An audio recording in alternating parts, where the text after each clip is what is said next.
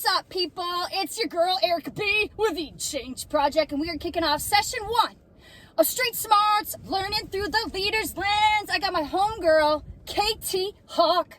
Actually, married now. Katie McQuade. What? Katie McQuade? You may know me as Katie Hawk. All right, I'm gonna just simmer on that. I like the Hawkinator, but Katie Hawk with Hawk Hair Design. She is clearly me hair girl, guys. What better time to kick off a session than the raw, authentic version? We be busy leaders here. We gotta squeeze it in. You know what I mean, J Bean? By the way, do you ever say, do you know what I mean, J Bean? No. Okay. No.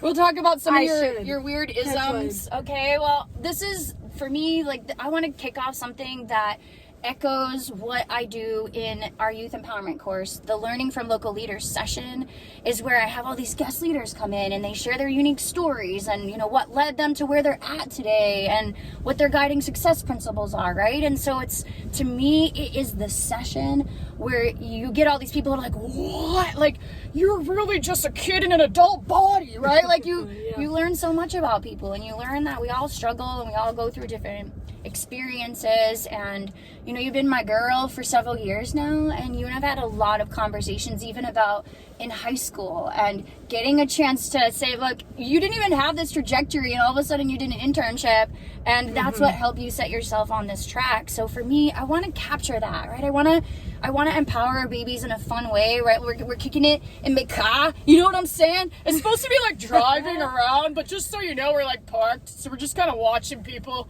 They don't mind though. They don't even really know what we're doing. We're just being creepers, but it's perfect. Yeah, I mean, I want to just have Katie kind of kick things off and ultimately just sort of start with what the heck led you to where you're at today. I mean, you've been in AZ for how long now? Almost 11 years in Arizona. Okay, from Wyoming. Wyoming, okay. Wyoming, how does that differ here? Okie dokie. What's that look like in Wyoming? Oh, it's cold, and there's not a lot of people. Okay. Like, what was your graduating class in high school? Well, my graduating, I think it was like 300. Okay. Maybe.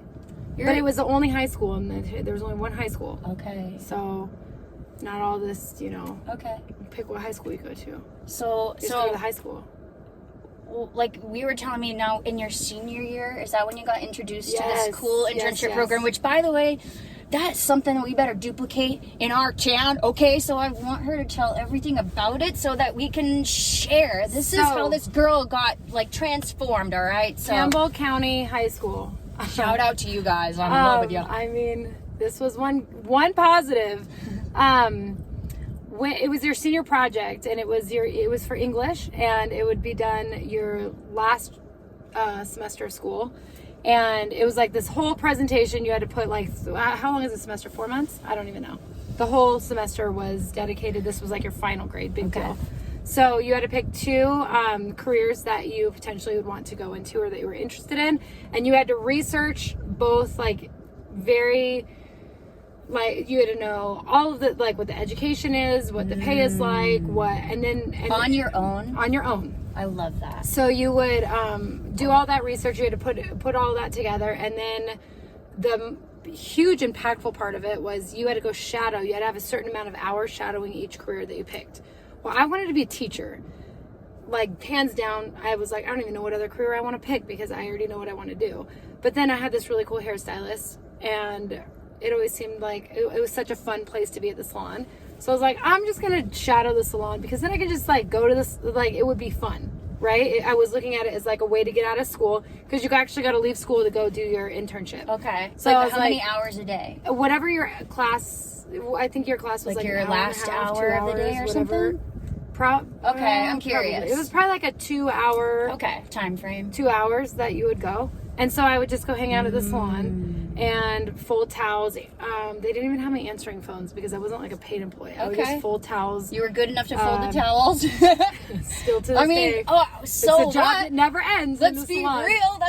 That's one thing that if you could have somebody just come in and do. Well, as a salon owner now. Yeah, it's the worst. It's always towels. Just like in your house. Folding capes. It's like folding a fitted sheet. Okay. Similar. So anyway, I would spend time at the school with shadowing teachers, grading. I would actually grade homework either. I just mostly would shadow. And then I'd go to the salon, and it was like So much fun. And I quickly, as I started the senior project, I quickly realized, like, I don't actually want to be a teacher. But I felt all that pressure from, I don't know, my parents, society, the school, that you need to go to college. You need to go to college. Like, beauty school, like, that's, you know, people That are like, wasn't oh, like- you're going to do hair. Like, that's what you're going to do for work. Interesting. So I got a lot of that, some from, like, people that were really close. Like, my dad actually was one that was just like, so you're just gonna do hair for a living? Like didn't see that as like some meaningful, productive contribution to society. Now, or something. however, my dad has built out all 3 of my salons and is like my biggest, both my parents' biggest supporters. So, but yeah, I quickly realized, like, I don't want to be a teacher at all. I love kids, but has anyone ever gone on a field trip all day with little kids? Few times. Woo! My Mateo's, my youngest son, is the girlfriend that I met one time on that field trip. I was like, she needs to scoot. We don't like her. It's cool because you get to know She your can't be kids' on my friends team. are- Get out of here. But man, kudos to all the teachers, because I leave a field trip and I have to like sleep for like 3 days because they just suck the life out of you. But still, I'm like, I couldn't imagine my path going any differently, you know. So that was my senior project that really shifted. I wasn't one of those girls that, I was not girly. I'm still not really that girly, but I was not like, I didn't know how to braid hair. I didn't know how to do hair. I didn't like do makeup. None of that. So I was like, never like, I want to go to the beauty industry. Like never. I was like, I had brothers. I rodeoed. See, I love that. Yeah. And then this senior project like shifted everything. And I was like, wow, I shifted from not looking at it as like what I was doing, but like like who I was serving, and the lives and the connections and the community that you build. I think that's so killer, because it's, again, like when you think about, what year did you graduate? 2006. Okay, so I'm 99, and I think, back in my graduating year, like there wasn't like, are you going to college? It's what college are you going to? Yes. So Yes. for us, I'm sure even in 06 still, there was that like measurement of success of college bound, and so If for you didn't go to college, you were like, yeah, what are you doing with your just life? look at the feedback that you got, Yeah. right? Like, oh my God, you're gonna be stylist, what? You're like, actually, and to hear, you're like, no, I just built up my 3rd salon, like, without getting that perspective, cool. and having that, like, well, if I become a teacher, this is what's gonna look like. You're like, no, actually, I can't stand being around that many tiny humans. Like, that isn't for me. Yeah. And how could you have otherwise gained that perspective had you not have been put in that whole semester? Yeah. Come on. I probably would have been a teacher right now. That's what I'm talking about, street smarts, though, right? Wouldn't be the word. Yeah. And you maybe would be unhappy. So that's a part of like what I want to change. If you think about like when the Gallup studies release their stuff and they say, there's only 33% of human beings that drive to work and they enjoy what they do. 33%. 33. Wow. And that's you spend 40 hours or more a week. And then you wonder why people are like, I can't wait for Friday, I can't wait for my PTO, or whatever the situation is, the vacations, or then they're trying to escape life with substance. Yes. So this is what I'm talking about. I'm actually kind of pumped that I'm sitting here with these foils in my hair and doing this as a first one, because to me, like, empowering our community comes from a place of, okay, what worked somewhere? What actually helped empower a teen in a really meaningful way that helped them go, this ain't for me, and this is, and now look at you now. Like, I am the 33%. What? I love my job. I love what I do. I love my clients, the connections that I make. Like, I am so grateful every day for what I get to do. I mean, I know I could speak about what I think your guiding success principles are, but, what do you think it is that, like, even for me, I was with someone for almost a decade before I came to you, right? And I think, like, your vibe is just definitely something different. So, like, what do you think you are, like, as a human being? Like, what do you practice kind of regularly that you're like, man, people give me a lot of compliments and they say this? Like, what do people usually get? I love connecting with people. And what I hear the most in my chair, the most, is, and I'm sure a lot of hairstylists have heard this as well, but I don't know why I'm telling you this. I've never told anyone this. And then they'll proceed to tell me like some really like deep conversations and connections, and with people that I have met maybe that day, or maybe I've been doing their hair for years, and I don't, it's like a safe place, and non-judgmental. I don't judge where, like, wherever you come in and you're sitting in my chair, like, I'm going to treat you the same as the next person. I'm going to, and listen, like, knowing how to listen to people. And then also, like, I don't know how this ties in. Maybe I'll talk myself through it, but self-love is huge. So probably if you're not loving yourself and you're not confident in yourself, people feel that. And then they're like, gosh, how is she gonna like do my hair if she don't even love her hair? You know, like that, like confidence in loving who I am and what I bring to the table. And like 10% of that is my skill or my craft. 90% of that is like just like the authenticity of who I am. I agree, because you think, like, obviously as someone who pays for this service, right, like a part of the reason why I left my other girl that I've loved for so long came from that place that you spend a lot of time with your hair person, you do, right? yeah. And you want to feel that love, you want to feel that comfort, you want to feel that safety, and if that gets compromised, it's almost like you get anxiety over it. It's like a relationship. So if that trust is broken, that hurts. Yeah, and then all of a sudden it's like, gosh, like you're trying to go to build the confidence up, but the opposite happens. So for me, like I just gravitated towards you anyway, but it's sometimes hard to break up with someone else, but when you do it, and then you gravitate towards like, man, like this feels so good, like I've opened up 1,000,000 times to you, so to kind of validate that, like it's such a meaningful thing to say, like this is who I am, and that's what I attract, right? Because that is who I am. Your vibe attracts your tribe. Yeah, baby, right? That is true. Well, and you think about even like your assistants that you've had, like you've had so many different kinds of assistants, and I can tell, like, even just being able to impart your guidance and your wisdom, like you're attracting so many different types of humans that are like, like to learn from you, like what? It's so fun. Okay, like talk about that, like what, because how many times have you had assistants? Like at what point in time did you go from just being like not just a double booker, in your career, when did that change? So actually 2020 was probably when my business started getting the busiest, which is awesome. I've heard a lot of that with a lot of other businesses as well.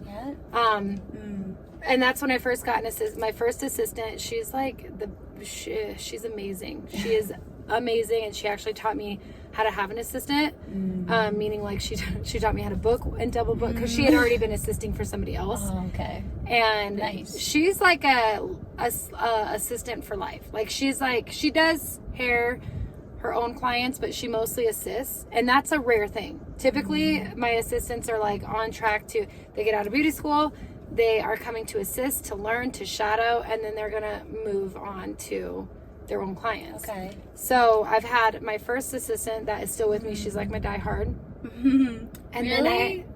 That's cool. Since great. 2020. That's dope. And okay. She is honestly like, she's become like family, because I see her, we work, it's just like see her all the time, and then my clients have that connection with her too.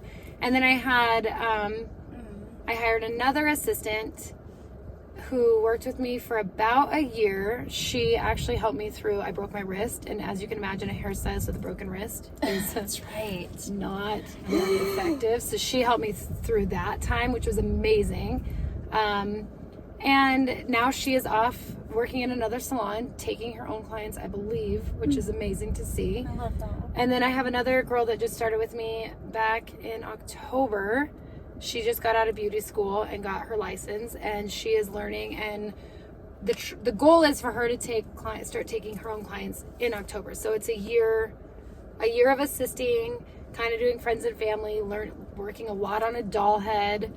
When we have slow days, they'll do doll work, and then you're like developing these other humans, and I would also say that that's another like skill of yours. So building confidence in like letting, like, hey, you already know it, but you need to believe that you know it. So not only are you like that with your clients, and you're like that with others, and I would argue that not everyone could probably develop assistants in the same manner that you do because of who you are. So yeah, well, and I have heard some stories of girls that have been kind of broken by like, and probably not just in the hair industry, but like when you go into any job and you have somebody that's building you up, that hey, maybe you totally messed up that whatever you did, but they're like, hey, this happens, this is normal, we're not machines, we are humans, and we're going to mess up, versus somebody that's like, oh my gosh, that was terrible, that was a huge mistake, this could never happen again, like what is wrong with you, like that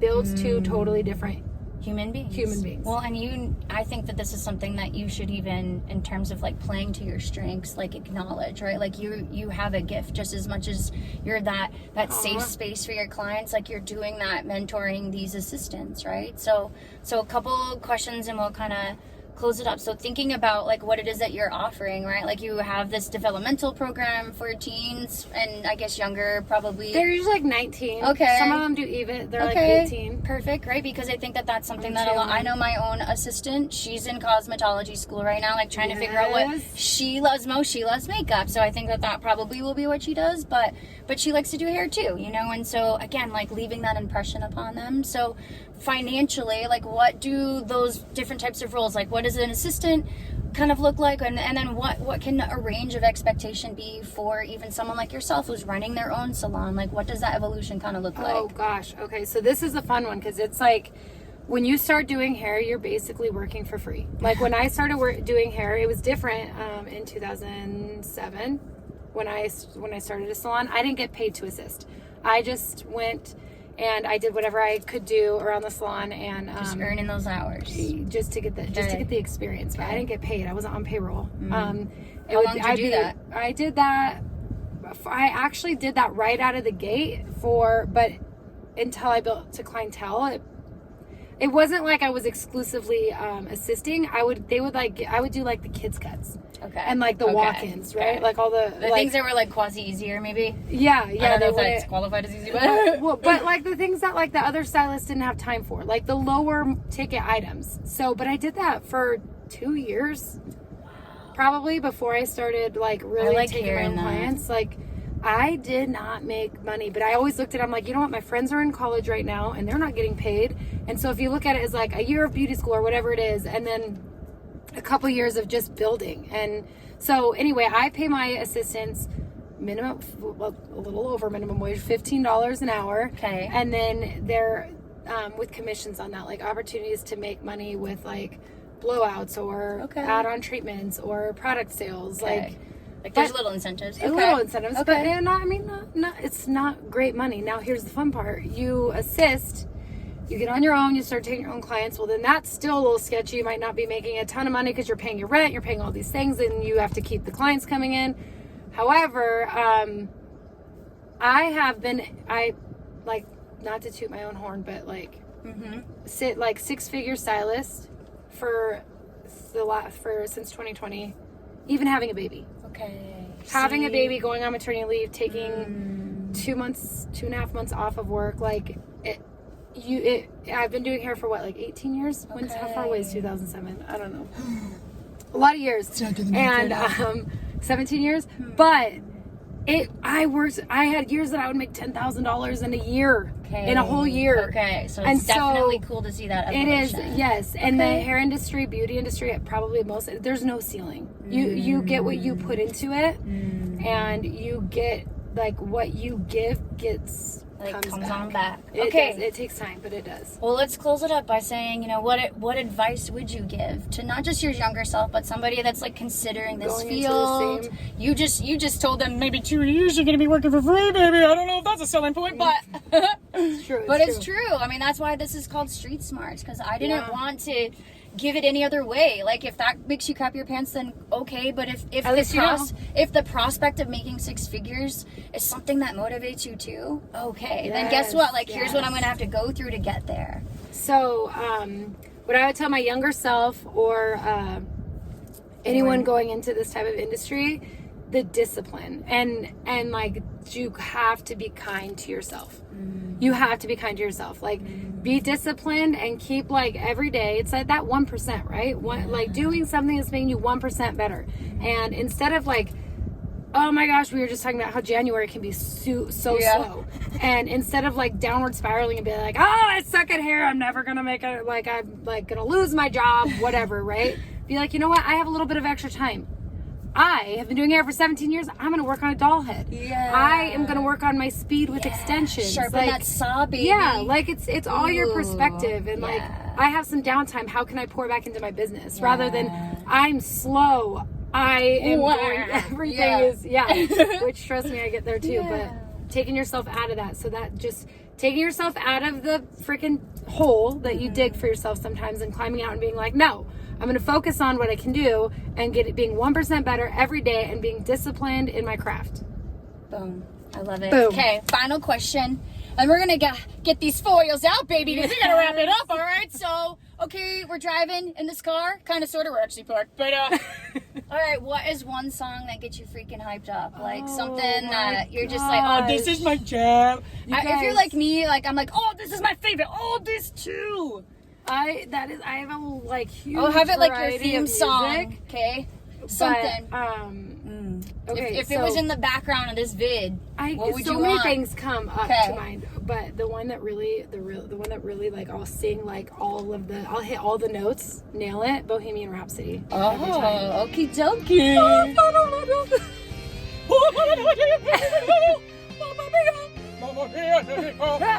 And my it's been a while, so it's our family song, so the kids sing it. So you it's gotta like, count with it. I mean, if you're having a bad day, you turn on Bohemian Rhapsody. You have to sing along to it. Come on.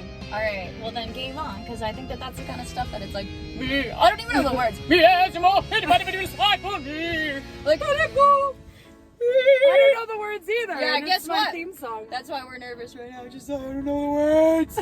Our ADHD's like, we'll look it up here after. Google it. If you don't know it, well, you know it. Everyone knows it. Right? Well, I love you, girl. Thanks I for love being you. my first person. Thank you. Thank you. Right. I'm honored to be in the car street smarts. Street smarts, baby. Learning through the leader's lens with Katie Hawk. McQuade. Hair design. Hawk hair design. Oh yeah, hit her up. You know what I'm saying? What do you need? You need some hair stuff? What? She's your girl. What? Anyway, peace out. Bye.